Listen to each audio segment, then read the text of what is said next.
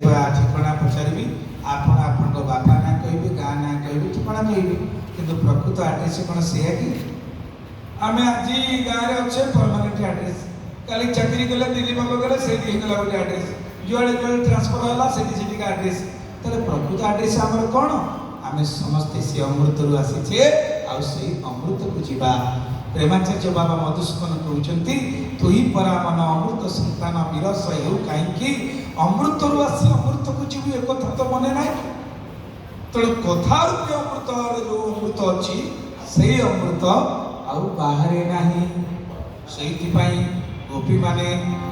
भगवान श्रीकृष्ण का विरह जो गीतटी गाइले कौन कहले तब कथा मृतम तप्त जीवनम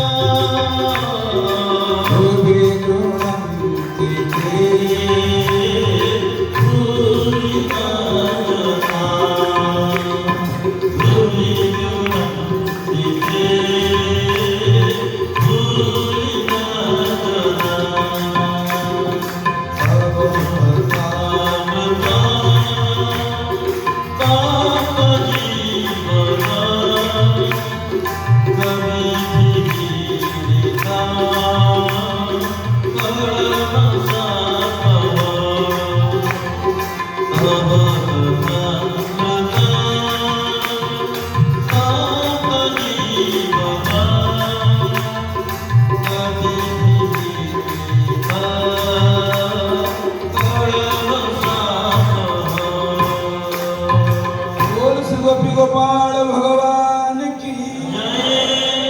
श्रीमद् भागवतम दशम स्कंद 31 अध्याय 9 नंबर श्लोक गोपी माने कृष्ण को विरह एक क्रंदन करुछन कांदी कांदी कहउछथि आमे मरी मरी करी बचिछु केवल आपण को कथा को नै तुम्हें हमर दरकार नै करो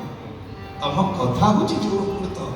आमे गोपी माने तुम कथा को कीर्तन करिवार जो आनंद पाउछु तब कथा प्रथम तप्त जीवनम आम जीवन दधिरुत आज तीन प्रकार तापरे भगवान कृष्ण का विरह जलारे जळुछि किंतु जेतबेले आपनकर कथा मत चर्चा होछि ना शांत हो जाउछि सेति पई कवि पंडित विद्वान माने सदा सर्वदा सर्वस्व करितांती भगवान कर कथा एते बड़ वितरागी सन्यासी आदर्भ ब्रह्मचारी परमहंस चूड़ामणि सुखदेव गोस्वामी तांको कहले आगे आपण तो सब त्याग कर देले जे प्रवचन काहे करछथि आ हेटा को छाडी करी बची पारिबि नाही कथा को छाडी करी बची पारिबि कथा होछि अमृत एकमात्र कथा भगवान कर कथा ये संसार जाउ जते कथा सब वृथा एवं व्यथा तब कथा अमृतम तप्त जीवनम कविभिरीतम कलमसापम समस्त कलमश को जे अपहरण करि पारे जेते पाप ताप अछि भगवान कर कथा रूपी अमृत प्रवेश कले समस्त पाप ताप कलमश हरण हो जाए मंगल भवन अमंगल हारी ये मंगल भवन अमंगल हारी द्रवौष दशरथ अजीर बिहारी भूषण कहउछथि भगवान कर कथा महिमा आउ कौन हुए प्रभु तब कथा अमृतम तप्त जीवनम कविभिरीतम कलमसापम श्रवण मंगलम शुणिले कौन हम गोस्वामी कहले मंगल भवन अमंगल हरि शुणिदेले मंगल हम कौन कर न कर श्रवण मंगलम श्रीमदाततम भूरि गृणंति ते पुरीदा जना। आमे सबुठार बड़ दानी क्या कौच किए खंडे खाया देदेला किए खंडे पिंधा देदेला। बर्तमान जमी निर्वाचन ऋतु गला बड़ बड़ दानी केन्द्र ठू राज्य पर्यटन समस्त दान देले आम या देदेलु तार सबटा है किंतु ये दान नुहे प्रकृत दान। भागवत भगवान वेद व्यास कहले भूमि गृणंति ते कहले आम बड़ बड़ पंडित मान सब कहते संस्कृत पंडित मोर से संस्कृत धारणा नहीं। आम भगवान दास होती संस्कृत अध्यापक आम सब संस्कृत विद्वान ते कहले मु पिला बेले जहाँ पढ़ी स तौ ते अस्मत् सब विस्मृत सब ते कहले श्रीमाने ताले को माने जन कथा कहै कहले भूमि गृणंति ते जो माने आपणकर गुण कीर्तन करती आ जो माने करांती करती तो जाने आमे समस्त बर्तमान गुण कीर्तन रे बसछि ना नहीं जे अनुष्ठान आयोजन करछंती जे समस्ते भूमि गृणंति ते आपणकर गुण कीर्तन करती से किए भूरिदा जना। भूरिदा कहले संसार रे श्रेष्ठ दानी दानी किए ना जे खाइबा को देला दानी नो जे वस्त्र दे देला दानी नो जे घर कर देला से दानी नो जे अर्थ दे देला दानी नो दानी किए हे महाप्रभु आपणकर ती कथार अमृत को जे वितरण करि थांती जे कथार अमृत को कीर्तन करि थांती जे कथार अमृत को श्रवण करिबारे सहयोगी हे थांती भूमि गृणंति ते भूरिदा श्रेष्ठ दानी संसार भितर से माने जो माने आपणकर अमृतमय कथार सब पान करती पान कराइबे सहयोग करती। तेणु आज महाराज इंद्रद्युम्न से परम वैष्णव एते ऐश्वर्यशाली थाई सबुदिन ब्राह्मण वैष्णव दर्भिज्ञमान को डाकी कहते आज्ञा आज सकाल वृद्धार जीव टी हरिनाम संकीर्तन हेनी टी प्रभु कथा टे शुणिबे आज्ञा। इंग्रेज जड़े कवि कहते बहुत चेष्टा कर शब्द सब नतरिया बेले बेले मन पड़ जाऊँ आम बीएड ट्रेनिंग नेला बेला आम क्लास रे लिखाई the lamp can not burn without oil the teacher can not teach without learning. गोटे दीपरे तेल न पकेले दीप जलिबो तेणु जी टीचर बा जी शिक्षक ता जीवन शेष पर्यंत शिक्षा ग्रहण करिवार अछि शेष पर्यंत शिखिबार अछि शिखैबार अछि। इंद्रद्युम्न तो पुणी माने भगवान वेदव्यास कहते बृहस्पति समान ज्ञानी ताको ठार बड़ ज्ञानी कहीं नथिले अष्टादश विद्यारे परिपूर्ण थिले से तथापि से कोन करूचंती विद्वभी कवि भी सैव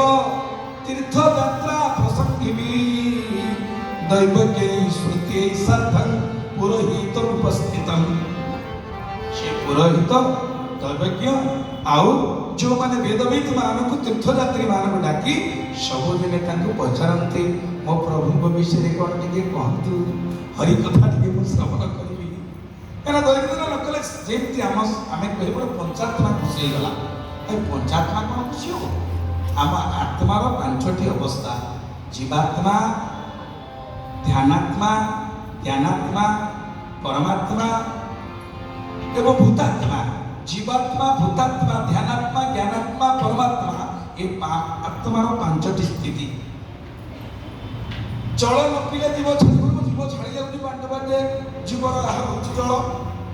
भूतात्मा तार भोजन दरकार ध्यानात्मा दैनंदिन ध्यान कर ज्ञानात्मा दैनंदिन किसी ज्ञान आहरण कर परमात्मा निर्विकार निरंजन पुरुष सब देखुव साक्षी रूप से रही। तेणु महाराज इंद्रद्युम्न यही जड़े कुशल श्रुतीय ब्रह्मनिष्ठ श्रोता थे पाखे जो मैंने कथा करुले सी भी श्रुतीय ब्रह्मनिष्ठ